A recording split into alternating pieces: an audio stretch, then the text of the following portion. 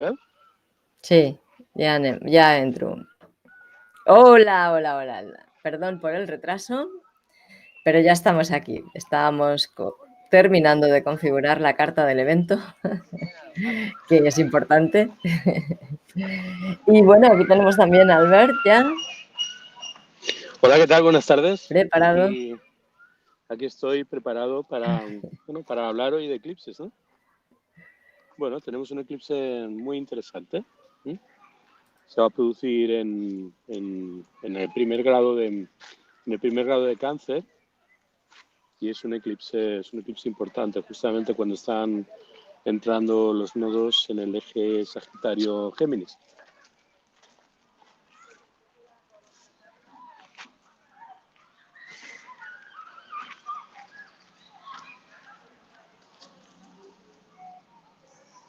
Hola, es que había perdido la pantalla, lo siento. Ajá, Y, bueno.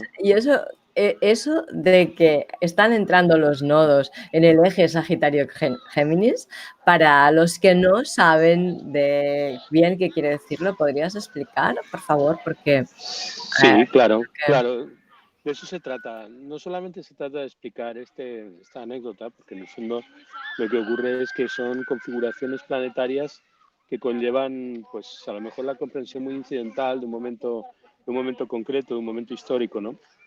Pero por encima de todo para entender lo que son los eclipses y darnos cuenta de lo que implica un eclipse, ¿no? O sea, la astrología es la contemplación del cielo y tiene desde luego una importancia pues capital para el ser humano. O sea, el ser humano desde el principio de los tiempos pues empezó a mirar los cielos y a contemplar las evoluciones de los planetas errantes. Pero bueno, eso de que se pusieron a ver los planetas errantes fue bastante después de que empezaron a darle importancia a las dos luces del cielo, a la luz de la noche y a la luz del día, que son la luna y el sol, que son en realidad pues factores muy importantes que tienen que ver con el ciclo de las estaciones y que tienen que ver con el ciclo, con los ciclos mensuales, ¿no? El ciclo de la luna, el ciclo del sol, son dos ciclos que están integrados de manera regular. ¿Sí? Existe una serie de regularidades que hacen que el sol y la luna estén imbricados de una manera muy íntima, ¿no? De una manera, pues, que de alguna forma nos da a entender que existe un orden que nos trasciende, ¿no? Entonces, bueno, pues el ciclo del Sol es el ciclo de los meses del año. Cada uno de los meses pues tiene 13 lunaciones. Si multiplicamos 13 por 7 días, tenemos 364 días. Y bueno, los ciclos del Sol y la Luna están íntimamente vinculados, ¿no? Y se producen en ciclos aproximadamente de 18 años. Tenemos que la trayectoria del Sol y la trayectoria de la Luna, su movimiento, pues intersectan en dos puntos en concreto, son dos círculos, son dos órbitas, y esas dos órbitas proyectadas, al infinito, pues llega un momento en que intersectan dos puntos. Estos puntos son los puntos en los que se producen los eclipses. El movimiento del Sol es describiendo un circuito que es el punto cero de la eclíptica, que precisamente se corresponde con el espacio donde pueden producirse eclipses y a partir del cual, bueno, y los planetas se mueven dentro de lo que llamamos cinturón zodiacal, que son 8 grados por encima de ese punto eclíptico y 8 grados por debajo de una franja de 16, ¿no? De 16 grados. Entonces, en ese punto en concreto, que es por donde cruza el Sol, se producen las intersecciones de los nodos, esto es, las órbitas planetarias y por encima de todo la órbita de la Luna. Esos dos puntos parten de manera oblicua, ¿de acuerdo?, la trayectoria de la Luna. Y por lo tanto generan, por decirlo de alguna manera, son dos círculos unidos, ¿sí?, por dos puntos, ¿no? Y tenemos un punto más elevado respecto a esa trayectoria de la eclíptica y un punto más bajo. Entonces, esos dos puntos de intersección se llaman respectivamente nodo norte y nodo sur. Nodo ascendente, como lo llamaban los griegos, y nodo descendente. A lo largo de la historia, esos puntos pues, han recibido muchos nombres. O sea, por ejemplo, en la astrología védica se los llamaron Ketu y Rahu. En la astrología medieval se los llamaba Caput y Cauda, que se refieren pues, al dragón. Se llamaba, es que es un movimiento como de uroboros. en el cual pues se dice que los puntos nodales, pues el Sol se traga a la Luna, ¿no? Es el punto donde el Sol pues devora a la Luna.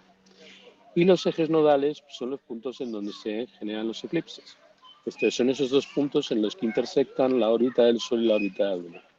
Cada vez que nosotros vemos una lunación, tanto una lunación que se produzca por conjunción, lo que llamamos un novilunio, una luna nueva, o siempre que se produce una oposición entre el Sol y la Luna, es lo que llamamos luna llena, ¿de acuerdo?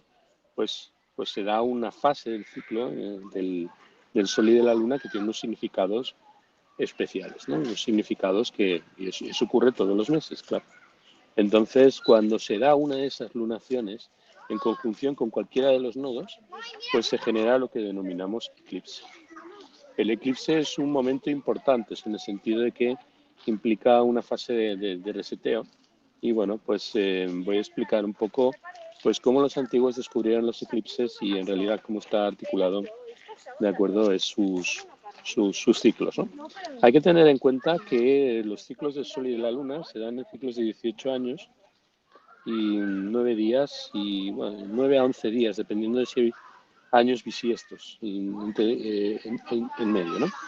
Entonces, los eclipses vienen en familias. Son momentos en los cuales el Sol y la Luna se alinean con los nodos y generan ese evento, ¿no? Entonces, en la astrología predictiva, que es la astrología que nosotros hemos practicado desde hace milenios y que hasta hace bien poco pues estaba prácticamente olvidada, pues los eclipses pueden dar resultados muy variados. A menudo pues parecen variar dramáticamente de un eclipse a otro, con lo cual muchas veces lo que ocurre es que los eclipses, a quien no está avisado de esas características que tienen, pues suelen pillarle bastante de improviso. Y hasta cierto punto sus resultados son impredecibles, en el sentido de si los estamos observando desde una óptica demasiado estrecha, ¿no? En el pasado los astrólogos pues han examinado las cartas de cada uno de los eclipses en particular, ¿no? Entonces, desde el punto de vista de astrología antigua, sin embargo, lo que se puede decir es que se consiguen resultados mucho mejores retrocediendo y observando la geometría de cómo ocurren los eclipses. O sea, no a nivel individual, sino en el campo de juego cíclico más amplio, ¿no? Campo de juego cíclico pues que conlleva un ciclo más largo de tiempo. O sea, para cada eclipse aparentemente aislado, tenemos una familia de eclipses, ¿no? O sea, los eclipses funcionan en familia y pertenece, por lo tanto, a un patrón más grande. O sea, cada eclipse es parte de una familia y cada familia tiene características particulares. Entonces, la geometría de un ciclo, se denomina un saros. Saros era el nombre que le daban los antiguos, ¿vale? Estas familias o ciclos tienen comienzos, medios y finales y fueron descubiertos prácticamente al principio de los tiempos, aunque realmente para deducirlos hacía falta un conocimiento geométrico y matemático pues muy desarrollado, ¿no? Lo descubrieron los babilonios muchos años, hace prácticamente 4.000 años. Entonces cualquier ciclo de eclipses dura más de 1.000 años, haciendo que el estudio de los eclipses individuales pues, sea equivalente a sentarse y ver crecer un árbol gigante de madera dura, ¿no? O sea, el árbol puede estar involucrado en alguna actividad que, debido a que nuestro periodo de vida es muy corto, muy pequeño en comparación con la vida del árbol, pues parece un evento aleatorio, ¿no? Un evento sin aparente conexión. Sin embargo, si nos quedamos sentados durante 1.000 años, y eso lo podemos hacer los astrólogos contemplando nuestra tabla de efemérides, ese evento aleatorio, que es difícil de predecir cuando lo observamos muy centrado en nuestra problemática cotidiana, da cuenta de un patrón organizado que se desarrolla muy lentamente durante cientos de años, ¿no? Entonces, cuanto mejor, si somos capaces de pasar por alto esa larga espera y lo miramos, la naturaleza del árbol pues nos indica pues, cuál es su especie, cuáles son sus características, ¿no? Entonces los babilonios siguieron este camino y hacia el siglo VIII a.C. consiguieron predecir con precisión el momento de un eclipse solar o de un eclipse lunar. Entonces, en el siglo IV reconocieron que los eclipses ocurren en serie y estas series se llamaron, como estaba comentando antes, la serie de ciclos de Saros. El nombre se lo dio un estudioso griego, de acuerdo, mucho tiempo después, y la palabra Saros significa repetición o recurrencia. Entonces, cada serie de Saros produce un eclipse solar cada 18 años. 18 años prácticamente exactos. Quiere decirse que al cabo de 18 años se vuelve a producir un eclipse en el mismo lugar. Entonces, dependiendo de la cantidad de años bisiestos, pues son 18 años y 9 días o 18 años y 11 días. La precisión de los ciclos de Saros es perfecta. Perdona, un momento, cuando dices en el mismo lugar, quiere decir en los mismos grados de ese mismo signo. Por ¿Sí? decirlo de alguna manera, si naciste, el tiempo que tarda en volver a producirse, ¿de acuerdo? El eclipse en las mismas condiciones anteriores, sí, por grados y por siglos. Sí. Pero lo que cambia es el resto de las posiciones del resto de los planetas. Cambian ¿no? las posiciones del resto de los planetas y ya iremos viendo que la sucesión de los planetas, que también se corresponden a ciclos exactos, que están anidados, o sea, de alguna manera funcionan sincronizadamente como un enorme reloj perfectamente sincronizado, ¿de acuerdo? Hace que todos los eclipses que pertenecen a la misma familia sean como una evolución. O sea, por ejemplo, mi abuelo, pues me generó a mi padre me generó a mí, yo genero a mi hijo genera a mis nietos, y por decirlo de alguna manera hay una continuidad, hay una estirpe, ¿no? Que se da, es como una estirpe, es como una genealogía. Y eso se da cada 18 años. Cada 18 años tenemos un nuevo engendro de esa serie que se corresponde pues, con una familia de eclipses, ¿no? Entonces nosotros, para entender el eclipse que estamos presenciando en estos momentos, pues deberíamos recurrir o volver atrás y mirar cómo estaba el cielo hace 18 años. Porque este momento entronca o se une de una manera perfecta, de una manera perfectamente sincronizada a la situación o a la circunstancia de hace 18 años. ¿no? Y bueno, pues hace 18 años no fue un momento cualquiera. Hace 18 años y 9 meses, pues tuvimos un evento que ya explicaré un poco más tarde, que está muy íntimamente vinculado con aquello que vamos a enfrentar en estos momentos. ¿no? Entonces, este eclipse pues tiene un orbe de entre 15 grados y 18 grados delante cuando empieza. O sea, empieza con un eclipse, un ciclo de Saros empieza con un eclipse muy, muy tenue, muy débil. O sea, la distancia que hay entre el punto en el cual se genera el eclipse, que son los nodos, y el Sol y la Luna, pues es muy amplio. Por lo tanto, el eclipse es un eclipse muy tenue, parcial. Entonces, durante el transcurso útil de una serie de Saros en particular, cada eclipse de cada familia ocurre más cerca del eje nodal. O sea, se va acercando cada vez más al nodo, cada 18 años, reduciendo lentamente el orbe entre el eclipse y el eje.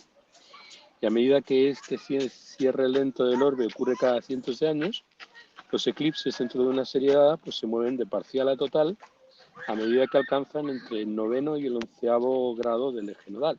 Se van acercando a ese punto cada vez más, se van uniendo cada vez más el Sol y la Luna, y aproximadamente después de 600-650 años, los eclipses de la serie ocurren en conjunción exacta con el eje nodal. Nosotros estamos viendo que en estos momentos el eclipse que se va a producir en Cáncer se va a producir a escasos 2 grados del nodo, o sea, va a ser muy exacto. Eso significa que la serie de Saros a la que pertenece este eclipse ha necesitado 650 años para llegar a ser tan exacta como la que se va a producir en estos momentos.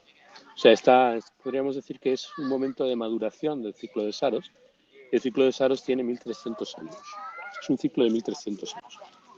Por lo tanto, cuando nosotros estamos hablando de este eclipse, no estamos hablando precisamente de un eclipse cualquiera. Es un instante de madurez de un enorme ciclo, ¿de acuerdo? Y eventos de estos pues, se producen pues, en muy raras ocasiones. ¿no?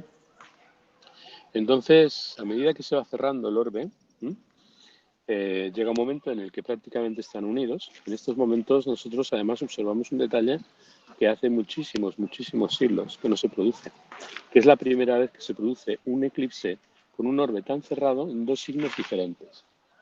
¿Por qué? Porque Géminis, o sea, el nodo está entrando en Géminis. Y el eclipse se produce a 2 grados, pero en Cáncer. Con lo cual tenemos que es como si de alguna manera en este ciclo de Saros, el Sol y la Luna estuvieran reteniéndose de pasar al siguiente umbral, ¿no? Entonces eso tiene implicaciones simbólicas muy potentes, ¿sí? Además, nosotros sabemos que los eclipses se producen en parejas. O sea, después de un eclipse de Sol, de un eclipse de Luna, tenemos un eclipse de Sol y un eclipse de Luna al cabo de 14 días. Sin embargo, en este caso hemos empezado y terminado un ciclo de Saros, ¿sí? Porque tenemos entre este eclipse central, dos eclipses también, con unos orbes muy espaciados, ¿sí? O sea, de hecho hay algunos astrólogos con los que he estado hablando, con los que hemos estado discutiendo esta circunstancia, que le negaban la categoría de eclipse al eclipse que se produjo hace 14 días, que se produjo entre Géminis y Sagitario, porque estaba el Sol y la Luna en oposición muy lejos del nodo, ¿no? Entonces decían, el efecto es muy débil. Pero precisamente lo que quiero explicar es que esos momentos son momentos trascendentales. O sea, a pesar de que nos dé la impresión de que son eclipses débiles, están abriendo una puerta, ¿de acuerdo?, que tiene un trayecto de más de 1000 años, ¿sí?, en el que van a producirse muchos acontecimientos dentro de esa línea de tiempo, ¿no?, esa línea temporal, ¿sí? Entonces, como estaba comentando, lo que está ocurriendo ahora ocurre después de aproximadamente 650 años, y los eclipses de la serie pues irán ocurriendo en conjunción con el eje, y luego pues continúan su viaje alejándose del eje nodal hasta que los eclipses de la serie vuelven a ser parciales, de 9 a 11 grados detrás del eje, y al final pues acaban cerrando un ciclo, ¿no? Entonces tenemos muchos ciclos que están a lo largo de las temporadas de eclipses activos, a lo largo del tiempo. Entonces la serie Solar-Saros también está muy geométricamente equilibrada. Eso quiere decir que un eclipse solar ocurre si se forma una luna nueva dentro de un orbe de 18 grados, el eje nodal, o sea, hasta 18 grados de separación, representado como la línea de 0 grados en un gráfico. Entonces, cada eclipse de la serie se mueve de medio grado en retrógrado a través del zodiaco. Entonces, eventualmente atrapa y retrograda y pasa al nodo, ¿de acuerdo? Y tenemos pues que la serie de Saros en la que estamos involucrados ahora empezó en el año 1617 y completará pues su danza pues aproximadamente hacia el 2951. Entonces, el final del ciclo es cuando la serie finalmente produce un pequeño eclipse parcial, aproximadamente 18 grados detrás del eje del nodo, y este eclipse ocurrirá en el polo opuesto al lugar donde comenzó la serie. Entonces, si una serie de Saros comenzó con un pequeño eclipse parcial en el nodo norte, hay que decir que todas las series de Saros empiezan empiezan en el polo norte de la Tierra. Se observan desde el polo norte y terminan en el polo sur, o empiezan en el polo sur y acaban en el polo norte. Con lo cual, también el efecto geográfico que tienen los eclipses a lo largo de todo su trayecto pues va variando con el paso de los años y va variando con el paso de los siglos, ¿no? Entonces, al mismo tiempo, una serie de Saros en particular pues, se ejecuta desde un polo, como en lo que estábamos comentando. Y hay que ir imaginando las series de 19 a 21 que se ejecutan también desde el mismo polo, todo en diferentes etapas de la vida. Entonces, a medida que nace la serie Saros y comienza su viaje, pues puede haber otra mitad del ciclo. Todos comenzaron varios cientos de años antes y otras series están terminando y apareciendo continuamente. Eso es que son como las olas del mar, ¿no? Entonces, los ciclos Saros, por lo tanto, nos explican grandes grandes oleadas de acontecimientos en la historia. Entonces, aunque esto a priori pueda parecer confuso, estas ondas pues son muy regulares, ¿no? En cada año hay 2 estaciones de eclipses, una que ocurre cuando el Sol en tránsito conjuga con el nodo norte y otra que ocurre cuando el Sol en tránsito conjuga con el nodo sur en tránsito. Entonces la serie de Saros adelante y luego se aleja del nodo sur y del nodo norte y va generando pues estas sucesivas oleadas de eclipses que traen diferentes acontecimientos, ¿no? Entonces cada serie de Saros contiene alrededor de 72, se corresponde con el gran año platónico, ¿no? 72 eclipses mientras se ejecuta, mientras va de un polo a otro polo. Entonces, para imaginárnoslo, es como si viéramos un gran bosque, ¿no? Entonces, cada serie de Saros es un árbol en el bosque y cada eclipse individual pues, es una hoja en cada árbol en particular. Entonces, para ayudar a distinguir las series Saros que se originan en el mismo polo, a cada una se le asigna un número y estos números son del 1 al 19. Y no se asignan por orden de nacimiento, pero en los años reales que la serie de Saros irá produciendo un eclipse, se van generando pues, estas pautas reguladoras que los astrónomos pues, aplican para comprender esos diferentes ciclos que están vinculados a las estaciones y que por encima de todo también sirven para deducir los calendarios, ¿no? Entonces, bueno, veo que ha subido la carta. Sí, la he subido para que también la gente viera de qué estabas hablando cuando hablas de las posiciones, del nodo norte y si son opuestos o no opuestos, que se lo imaginaran un poco también. Sí, no por bueno, nada. Pero cuando nosotros estamos viendo aquí estamos observando el Sol y la Luna, los estamos observando en conjunción. Se encuentran, como podéis ver, muy cerca del nodo norte. Ese símbolo que parece una llave invertida es el nodo norte y en el lugar contrario, exactamente a 180 grados, se encuentra el nodo sur. Entonces, bueno, nosotros estamos observando la Luna y la manera en que solemos interpretar un eclipse es estableciendo en primer lugar el ascendente, el momento en el que se produce el eclipse, que nos indica, por decirlo de alguna manera, qué factor es el factor que dentro de ese eclipse, en su correspondiente serie, va a determinar un acontecimiento. Por lo tanto, nosotros cuando analizamos un eclipse, volvemos nuestra mirada hacia el pasado para contemplar lo que ocurrió pues, en los diferentes segmentos y de alguna manera vamos construyendo, de acuerdo, pues una especie de historia de la humanidad a partir de lo que son las posiciones de los planetas en los momentos en que se produce. Hay que tener en cuenta que los ciclos de todos los planetas son ciclos regulares. Eso quiere decir que siempre se producen los eclipses en momentos en los que los planetas llegan necesariamente a un punto, ¿no? O sea, para que os hagáis una idea, cuando nosotros estamos hablando del ciclo de Saturno, nosotros vemos que tenemos 12 lunaciones cada año, ¿sí? Y tenemos 360 grados, que son los que recorre el Sol a lo largo de un año. Entonces, cada uno de los meses lunares, entendidos sobre el movimiento de 30 grados de cada uno de los signos, son 12. Entonces, tenemos 12 lunaciones, tenemos 360 grados que se corresponden con 360 días astronómicos, ¿de acuerdo? Días que se corresponden, el Sol recorre un grado cada día y hace 360 grados para volver a su posición inicial y la Luna recorre un grado en 2 horas. Eso quiere decir que la Luna hace un mes, ¿de acuerdo? Lo que la Luna hace en un mes, el Sol lo hace en un año. Están, por lo tanto, sincronizados el día, el mes y el año, a partir de la sincronización del Sol y la Luna. Y el planeta más lento de todos los planetas del septenario tradicional, que es el que nosotros utilizamos, pues es Saturno, que tiene un ciclo de 28 años. Quiere decir que cada año del movimiento de Saturno se corresponde con un día del movimiento de la Luna. Con lo cual tenemos que el ciclo de Saturno son exactamente 360 lunaciones.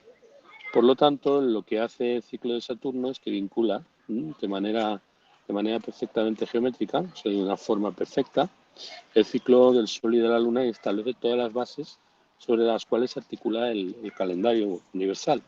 Un calendario que tiene vigencia en todo el mundo, independientemente de las civilizaciones. independientemente de los diferentes espacios culturales en los que el ser humano ha tenido necesidad de articular un sistema para comprender los ciclos de las estaciones, pues siempre esos ciclos han estado perfectamente ajustados porque responden a la visión de los cielos, ¿no? O sea, responden a la visión de los planetas errantes, que, mejor dicho, a las estrellas errantes que observamos en los cielos, que son los 7 planetas. Claro, uno de los problemas que hay en la astrología moderna es que se ha perdido el orden cuando se han introducido otros elementos extraños dentro de esta estructura. Evidentemente, sobre estos elementos extraños no somos capaces de dar cuenta de los diferentes calendarios que se usan, ¿no? Entonces, esa articulación, por ejemplo, pues sigue utilizando la ciencia. La ciencia sigue utilizando 60 segundos por cada minuto y 60 minutos por cada hora y 24 horas por cada día y 7 días por cada semana. Y todo eso son descubrimientos que proceden de la astronomía caldea, de la astronomía que practicaban los magos y los astrólogos antiguos, ¿no? Entonces, la astrología tradicional siempre ha medrado a la sombra o al socaire de este conocimiento de los ciclos celestes, ¿no? Entonces, había una cosa que decía Abu Mashar, que es como el príncipe de todos los astrólogos, que era un astrólogo árabe que vivió en el siglo X. Él decía que todas las cosas ocurren bajo el orbe de la luna en sincronía con los eclipses. Eso quiere decir, y él decía que el estudio de la astronomía era el estudio de los eclipses. Entonces, cuando en la modernidad vemos cómo se interpretan los eclipses como si se tratara de una carta cualquiera, o se dan aproximaciones simbólicas sin tener en cuenta los ciclos temporales más amplios, pues lo que ocurre es que hasta cierto punto se trivializa ese conocimiento científico que acumularon los antiguos durante tantos milenios, ¿no? Entonces, lo que ocurre es que hay personas a las que les afectan mucho determinados eclipses, porque su carta está sincronizada con un ciclo determinado de Saros, que a lo mejor tiene 1000 años de historia. Y otros eclipses, sin embargo, no son sensibles a otras familias de eclipses, ¿no? Es como decir que como si nosotros fuéramos insectos, ¿no? Que hay insectos que crecen en unos árboles pero no crecen en otros, porque de alguna manera somos hijos, de acuerdo, de un racimo de eclipses, ¿no? De un racimo de acontecimientos. Cada uno de nosotros pertenece a un ciclo distinto y hasta cierto punto los ciclos de Saros son como familias de eventos, ¿no? Y además eso no solamente vincula a familias de individuos humanos, sino que también vincula a familias de individuos con acontecimientos o fases de la realidad, de tal manera que el ser humano es hijo de una historia, ¿de acuerdo?, que articula muchas historias como una especie de entramado, ¿vale?, muy sutil y muy complejo, ¿no? Entonces, vemos que eso afecta a las civilizaciones. Nosotros estamos viendo que los últimos eclipses, sobre todo, han provocado graves convulsiones, ¿no?, en nuestro sistema, en nuestra manera de concebir el mundo, en la cultura occidental. Pero de la misma manera que afectan esos a grandes colectividades, pues también afecta a individuos de manera peculiar, ¿no? Hay que tener en cuenta que si nosotros nacimos bajo la influencia de un eclipse de ciclos Saros, nosotros solamente vamos a experimentar a lo largo de nuestra vida como a lo sumo 4 eclipses de nuestro correspondiente ciclo. Entonces, eso hace, de acuerdo, que nuestra vida esté puntuada de una manera muy, muy singular en grandes periodos, aproximadamente 18 años. Se corresponde con el retorno de los nodos a la posición natal. Entonces, cuando nosotros, por ejemplo, estamos haciendo astrología natal, astrología de los ciclos, astrología predictiva, pues es muy importante saber qué momentos son aquellos en los que se van a producir eventos que van a cambiar la vida de la persona, ¿no? Porque no es lo mismo el movimiento de los planetas sobre determinados puntos de nuestra carta en épocas en las que por nuestro proceso de maduración nos encontramos sensibles, que en otros momentos en los que la relación pues es neutra, ¿no? O sea, hasta cierto punto no todos los planetas están activados en todo momento. Ese factor pues hay que tenerlo muy presente. O sea, estoy hablando mucho, quizás, y cuando me Pero es muy cuando me dejo de... interesante. Lo que pasa es que quien no sepa algo de astrología le va a costar seguirte, pero bueno. Bueno, vamos a ver, lo que hay que entender por encima de todo, y es lo que intento explicar, es que el Sol y la Luna marcan el ritmo de la vida. Entonces, el Sol y la Luna afectan a la Tierra de una manera decisiva. O sea, la vida es posible precisamente pues a partir de a partir de los luminares, ¿no?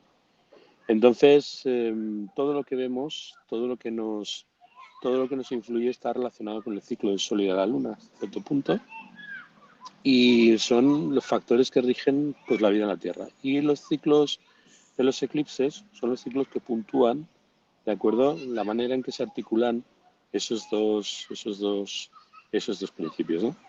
Hay que entender que cuando el Sol y la Luna están en conjunción, pues desde cierto punto de vista lo que significa el Sol y lo que significa la Luna, pues se unen, ¿no? Generan algo, ¿no? Y hay que tener en cuenta que desde el punto de vista de los antiguos, los eclipses no eran momentos fáciles. O sea, los eclipses son momentos críticos, son siempre momentos complicados en los que se estaba produciendo un cambio, ¿no?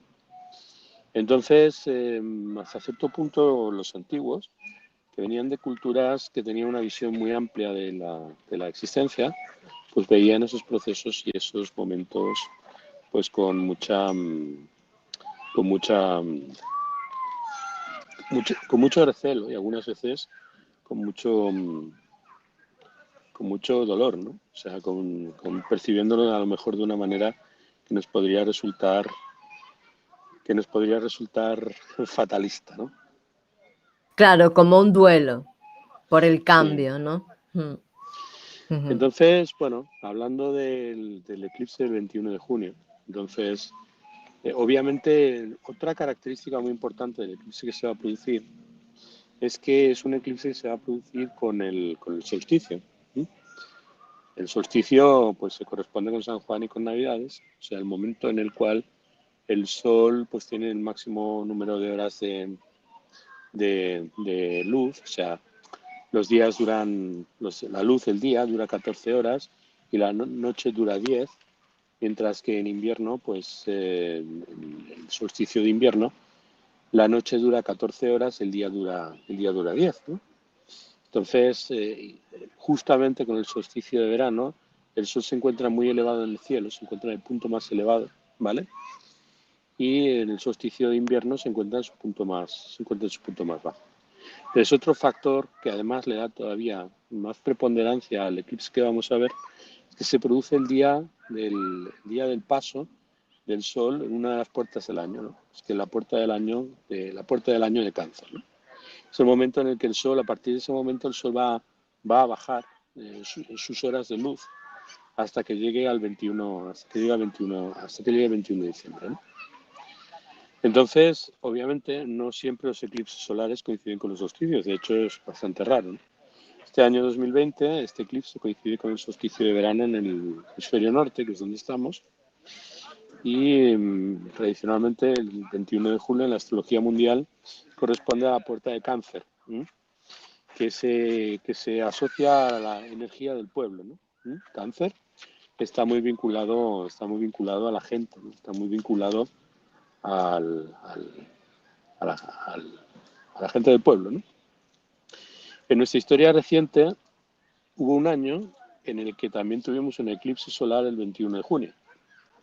Ese año fue el año 2001, ¿sí? Concretamente, que es un año en el que ocurrieron cosas pues muy llamativas, ¿no? Creo recordar, ¿sí? Por lo tanto, esta coincidencia es una coincidencia que es muy significativa y ya veréis que no es una coincidencia. Entonces, la zona donde será visible el eclipse, el día 21 de junio, ¿sí? O sea, mañana, ¿sí? Es cuando el Sol y la Luna realizan una conjunción a los 0 grados 20 minutos, se ve en la carta que ha subido Diana y será visible en países de África, Asia, Europa y en la India. En la India es donde veremos el eclipse, su máxima expresión, ¿no? O sea, el punto en el que se verá el eclipse realmente será en el sur de la India. La zona donde se producirá el máximo de observación del eclipse pasa, por lo tanto, por el Golfo Pérsico, el norte de la India, el límite entre la India con Nepal y con China. Entonces, el significado astrológico clásico de los eclipses, pues es que afectan a aquellas naciones y ciudades que tienen normalmente una familiaridad tradicional con el signo del eclipse, especialmente aquellos cuya carta de fundación tiene el eclipse en 4 puntos muy importantes, ¿no? O sea, el ascendente, el medio cielo, el sol o la luna. Entonces, aunque muchos astrólogos afirman que los eclipses siguen siendo relevantes cuando se encuentran debajo de la Tierra, en general se acepta que los eclipses solares extienden sus efectos con mayor fuerza cuando están por encima de la Tierra y de manera más débil y no tan vigorosa cuando están por debajo de la Tierra. Si estás Perdona, que poniendo... es que has dicho algo. Vale, sí, es que no he entendido una cosa. Sí, dime, Diana, dime. ¿A qué te refieres cuando dices por encima de la Tierra o por debajo de la Tierra? Sí, a ver, cuando nosotros estamos viendo en el diagrama que estamos viendo un punto que se llama AC. Ese punto que se llama AC es el ascendente. Y enfrente, a 180 grados, tenemos otro punto que es DC, ¿no? Entonces, AC es el punto del horizonte, por llamarlo de alguna manera, es el punto por donde sale el sol por la mañana. O sea, por ese punto sale el sol por la mañana y el sol se pone por la tarde en el descendente. El ascendente es el punto por donde el sol sale, el descendente el punto por donde el sol se oculta, ¿no? Entonces, y nosotros observamos que la parte de arriba del mapa que tú estás mostrando, tenemos MC, que significa el medio cielo, que es el punto más elevado que alcanza el sol a lo largo del día. Y luego tenemos en la parte de abajo un punto que se llama IC, que es el punto más bajo, ¿de acuerdo? Se corresponde, pues, con el momento se corresponde con el medio cielo, se corresponde con el mediodía. Cuando el sol se encuentra ahí, se encuentra en el mediodía, es la hora del mediodía, y cuando se encuentra en el fondo del cielo es la medianoche. Entonces, esos puntos son lo que llamamos puntos tropicales, puntos de giro o ángulos de la carta. Los antiguos lo llamaban la estaca, por ejemplo, lo llamaban cárdinas, ¿no? Esos puntos son puntos cósmicos a través de los cuales se manifiesta la fuerza, pues ya sea a través del ascenso del sol por la mañana, su punto culminante al mediodía, su punto de decadencia en el descendente, o el punto en el que está en lo más profundo por debajo de nosotros, ¿no? Esos puntos son puntos muy importantes en la astrología, se corresponden con las casas angulares, que tienen que ver con de dónde venimos, a dónde vamos. O sea, de dónde venimos es el fondo del cielo, a dónde vamos es al medio cielo, cómo proponemos y cómo disponemos, ¿no? La propuesta y la disposición se corresponden con el ascendente y el descendente. Entonces, por lo tanto, cuando nosotros estamos observando una carta, esos puntos son básicos, ¿no? O sea, el signo que se encuentra en el ascendente indica cómo nos manifestamos de manera espontánea entre los demás, ¿no? Y el descendente, pues aquellas cosas a las que nos tenemos que adaptar al otro, ¿no? El fondo del cielo representa, pues, nuestras raíces, y el medio cielo representa el lugar que pretendemos conquistar. Con lo cual, cuando nosotros miramos una carta, ¿cuál es nuestro propósito? Pues tenemos que conjugar el ascendente con el medio cielo y comprender, pues, la naturaleza de los signos que allí se encuentran, la manera en que actúan sus actores, que son, pues, los planetas que rigen esos diferentes signos, y sobre esos factores nosotros construimos la carta natal y le damos un sentido y un significado, ¿no? Entonces, lo que estoy comentando es que no todos los puntos de la carta son iguales, ¿no? O sea, cuando se produce un eclipse en un lugar determinado, si el eclipse se produce en un signo que se corresponde, por ejemplo, con el ascendente, que es el punto más importante de la carta, ¿vale? Pues evidentemente tendrá una repercusión. O si se produce en el medio cielo, que tiene que ver con lo que en ese país se consideran los objetivos, o en ese espacio se considera lo que hay que conseguir o lo que hay que lograr, pues evidentemente tiene más fuerza. Si se corresponde con el signo solar de la carta, por ejemplo, de España, por poner un ejemplo, la carta de cada uno de los países, porque cada uno de los países tiene una carta, ¿no? Pues ahí el eclipse tiene más vigor. No sé si eso habrá servido a disolver la duda. Sí, creo que sí. O sea, que si está por encima de la mitad Sí, superior es una cosa, si está por debajo, si está hacia si la está, izquierda o hacia la derecha. si está en el Esto. medio, si está en el medio círculo, o sea, si está en medio círculo hacia arriba, pues Mm, si está de abajo, si está del ascendente al medio cielo y del medio mm, cielo al descendente, o sea, si está en el sí, semicírculo de arriba, la sí, carta es diurna, y si está en el semicírculo de abajo, la carta es nocturna. claro. ¿Mm? O sea, el Sol está mientras está por encima del ascendente, se encuentra alumbrándonos a todos. Cuando Mm, se encuentra por debajo del descendente, pues se encuentra alumbrando a los canguros en Australia. claro, sí. Lo que veo una cosa rara en esta carta que tenemos aquí en pantalla y es que la casa 1 está por encima del ascendente. Efectivamente, es que es una carta construida por signos enteros, que es el Ah, sistema que se vale, utiliza vale, tradicionalmente. vale, vale. Entonces, bueno, nosotros interpretamos la carta por signos. Y para nosotros es importante el signo que asciende, el momento en el que asciende, ¿no? Mm, Entonces, desde el punto de vista de los astrólogos pues, más contemporáneos, pues veríamos que el Sol, la Luna y Mercurio, pues el Sol es el círculo rojo con el punto en el centro, la Luna todos la conocemos y esa especie de feminista con cuernos, ¿sí? O sea, Venus, con cuernos es Mercurio, ¿sí? Y representa pues un planeta que tiene capacidad de mantener unidos a todos los demás por sus características asociadas a su simbología, ¿no?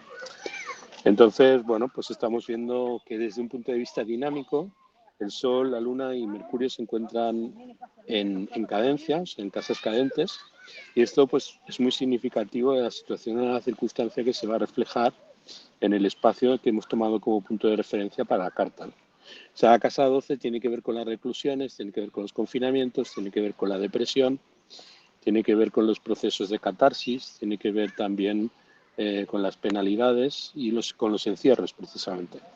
Y estamos viendo el Sol, la Luna y Mercurio, que son tres planetas muy importantes en la carta, especialmente, pues en este caso la Luna, que es el regente del ascendente y además es el factor que se interpone entre la Tierra y el Sol, pues estamos viendo que se encuentran en ese lugar, ¿no? Entonces eso ya está reflejando pues buena parte de lo que es el mood general, de acuerdo, del eclipse, lugar que hemos tomado como punto de referencia. O sea, hemos tomado como punto de referencia Barcelona y por lo tanto pues está explicando mucho la situación en la que nos encontramos, ¿no? La carta explicada pues serviría para mostrar pues lo que está encerrado dentro de esta circunstancia, de este evento, y si nosotros eso lo articuláramos junto con el eclipse que se produjo, por ejemplo, el 21 de junio del año 2001, pues veríamos unas analogías muy importantes, ¿no? Hay que tener en cuenta que un eclipse tiene un periodo de validez, ¿no? Es un periodo de vigencia, un periodo crítico. Entonces se cuentan los minutos y las horas que duran. Y en función de las horas que dure, si es un eclipse de sol, se corresponde con un ciclo de tantos años, y si es un eclipse de luna, se corresponde con un número de tantos meses. ¿Mm?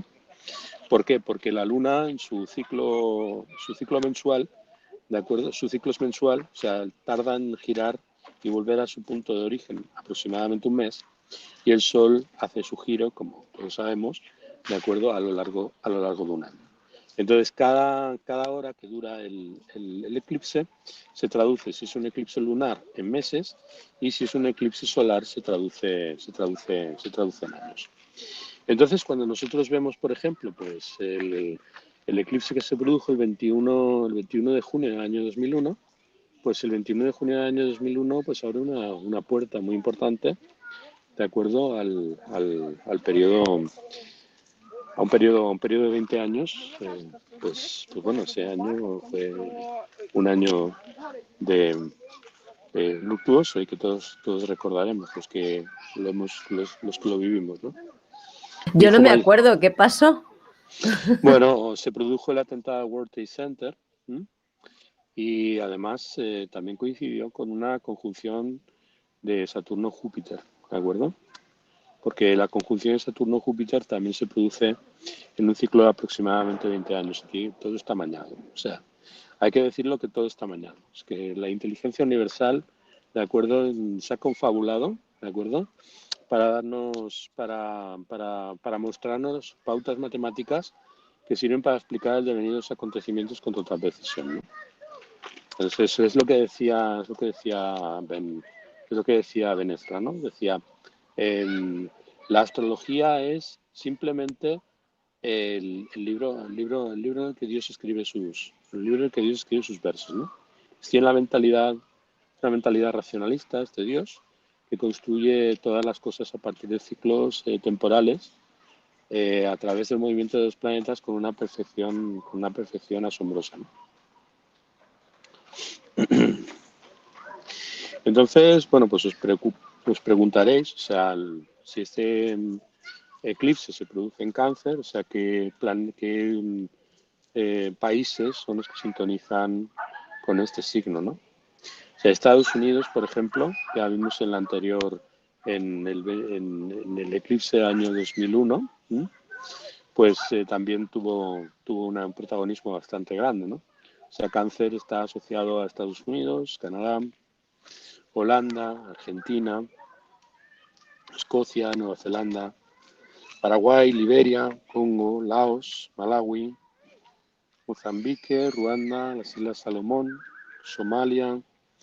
Y claro, todos estos son lugares que no existían en tiempos de los antiguos, ¿no? Con lo cual también asociaban los signos y eso tiene una explicación, o sea, tiene una explicación geográfica que tiene que ver con la topografía, que tiene también que ver con la geometría, ¿no?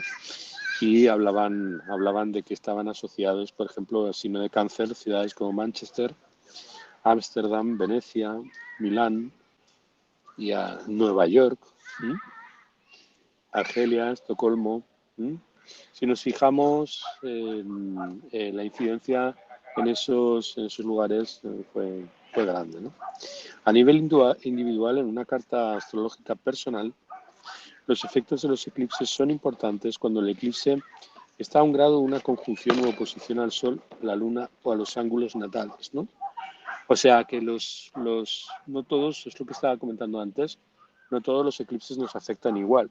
O sea, hay determinadas partes de la carta en las que tenemos ciertas cuentas pendientes que están, por decirlo de alguna manera, excitadas en el momento en el que se producen determinados acontecimientos celestes como los eclipses y que provocan pues grandes efectos, ¿no? Otro factor importante a la hora de tener en cuenta en este eclipse es qué ocurre cuando se produce un eclipse en Cáncer. Los eclipses en Cáncer provocan sobre todo cambios políticos. Incitan a los hombres a violar los tratados y a tomar las armas. ¿Sí? Y causan engaño y provocan conspiraciones entre los altos cargos, ¿no? Entonces la navegación y los viajes por mar pues se vuelven peligrosos. Veamos que nosotros en estos momentos no podemos volar a ninguna parte. Los ríos se secan y aumentan las enfermedades que tienen que ver con los procesos infecciosos. Son detalles que son tradicionales, o sea, esto está sacado de nuestra tradición. O sea, los eclipses en Cáncer están vinculados con esas cosas, ¿no? Si podéis ver la situación en medio de la cual estamos envueltos, pues tiene mucho que ver con lo que implica este eclipse, ¿no? Otro de los significados de Cáncer en la astrología mundial se refiere a el pueblo, la ciudadanía, la gente. También tiene mucho que ver con las mujeres y con los niños. Es un signo de agua que rige la luna y por lo tanto todo lo que ocurre en Cáncer tiene que ver con esas cosas. Entonces, cuando nosotros hemos estado hablando de los ciclos de Saros, hemos tratado de establecer, hemos tratado de establecer correlaciones y características astrológicas dentro de una familia de eclipses que se remontan a los significadores del primer eclipse de cada familia. Entonces, si nosotros queremos saber qué es lo que ha ocurrido qué es lo que ocurrirá en este eclipse, tenemos que remontarnos a los eclipses anteriores de su respectiva familia. Entonces, este eclipse pertenece a la familia de Saros 137. El primer eclipse que se produjo de esta serie se produjo en el año 1389. La conjunción en ese entonces se produjo en Géminis. El señor del eclipse fue el regente de ese signo, que es Mercurio. Cuando nosotros decimos que Mercurio rige el eclipse, nos estamos refiriendo a que el planeta que más fuerza tiene en el grado donde se encuentra es el planeta regente, el que manda sobre ese espacio, de acuerdo, fue Mercurio. Era el que tenía más dignidad en ese lugar y estaba en Cáncer precisamente. Estaba en Cáncer en el 25 de mayo de 1389. O sea, es el que le daba más significación al eclipse, sería. Efectivamente, es el gobernante del eclipse, es el que mandaba el eclipse en ese momento. Si nosotros observamos en estos momentos el cielo, en la carta que tú ves, observamos también que Mercurio se encuentra en Cáncer. O sea, también se encuentra en Cáncer como en el primer eclipse del ciclo correspondiente de Saros. Y está en la casa del señor de este eclipse, que es la Luna. O sea, la Luna es el planeta que más fuerza tiene en esta carta, en el espacio donde se encuentra. Además, si observáis en este signo, el eclipse se da en términos de Marte. Eso quiere decir que se da bajo las leyes de Marte. Lo cual quiere decir que Marte, que es el señor de la guerra, es el señor de los conflictos, que por cierto en Cáncer está en caída, y por lo tanto da sus frutos menos gratos, ¿de acuerdo? Pues es ese planeta que marca los términos de esta situación. Entonces, Marte has dicho, perdona, ¿eh? Marte. Sí, Marte, efectivamente. Pero está ahí en Piscis. Sí, efectivamente, está en Piscis. ¿Y por qué está... Vale, eso hay que tener en cuenta que nosotros, los astrólogos tradicionales, nuestras interpretaciones no son interpretaciones subjetivas. O sea, nosotros tenemos protocolos para explicar todas las posiciones planetarias y los significados no dependen de nuestro capricho, de nuestra intuición. Dependen de unos protocolos que son muy objetivos, son muy definidos y por lo tanto tenemos una serie de jerarquías y debemos respetar todas esas jerarquías. Entonces, O sea, es por algo que yo no sé, ¿no? O sea, aunque yo vea que aquí Marte está bastante separado es por algo que yo no sé. Bueno, hay que tener en cuenta que la visión de los planetas se relacionan entre sí a través de los signos, ¿no? Entonces, los signos tienen elementos. O sea, por ejemplo, en estos momentos estamos viendo pues el Sol y la Luna hacen una conjunción en un signo de agua, ¿no? Entonces, los signos de agua tienen una correspondencia entre sí por el elemento que lo rige. Entonces, de alguna manera, todos los signos que se encuentren en agua se encuentran en armonía, ¿de acuerdo? En una carta determinada, lo mismo que todos los planetas que se encuentran en fuego se encuentran en armonía en una carta. Se encuentran en una armonía transformadora o curiosa cuando, por ejemplo, están en fuego y en aire, o se encuentran, aunque también se pueden encontrar en oposición bajo esas circunstancias si tienen una misma modalidad. Entonces, hay que entender que las relaciones entre los signos son relaciones armónicas. Son diferentes armónicos que sirven para expresar cómo se relacionan los planetas entre sí. Eso puede parecer muy abstracto y muy complejo, pero en realidad es muy simple cuando explican las reglas, ¿no? O sea, cuando explican las reglas, todo va entrando muy fácilmente y un día descubres que ya entiendes muchas cosas de una carta y una carta empieza a darte mucha información. Pero por encima de todo, lo que hay que entender es que las relaciones entre los planetas se dan a través de las analogías y las correspondencias matemáticas. Quiere decirse, por lo tanto, que un astrólogo no es una persona que tenga unas dotes intuitivas especiales. Es simplemente una persona que aplica unos protocolos y que se dedica simple y llanamente a combinar esos protocolos y darles una conformación narrativa, ¿no? Y cuando nosotros vemos a un astrólogo que funciona según las normas tradicionales, pues vemos que si dos astrólogos utilizan el mismo protocolo, pues llegan más o menos a las mismas conclusiones, con lo cual lo que observamos es que es muy solidario el juicio que dan dos astrólogos diferentes acerca de la misma cosa cuando utilizan el marco de la astrología tradicional. O sea, no puedes decir cualquier cosa ni lo primero que se te viene a la cabeza porque de repente te ha bajado una revelación del ángel Gabriel, ¿no? Nosotros No, trabajamos no, con... no, pero yo estoy Y segura de que cuando, esto es así, cuando pero nosotros estamos viendo, si tú te fijas, el signo de cáncer, estamos viendo el signo de cáncer, dentro del signo de cáncer hay 5 particiones desiguales, ¿lo ves? Dentro del signo de cáncer hay 5 particiones, cada una de esas particiones está regida por un planeta, eso se llaman los términos de los signos. Es como si dijéramos que cáncer es un palacio que tiene un señor, ¿vale? Ese señor es la luna, ¿m? Y tiene un dios, que es Júpiter, que es el planeta que se exalta allí. Y luego tiene 5 habitaciones pequeñas para los 5 planetas que no son el Sol y la Luna. Entonces, cada uno de esos espacios pues tiene una serie de prerrogativas. Cuando tú entras en cáncer, pues no entras en un lugar sin Dios.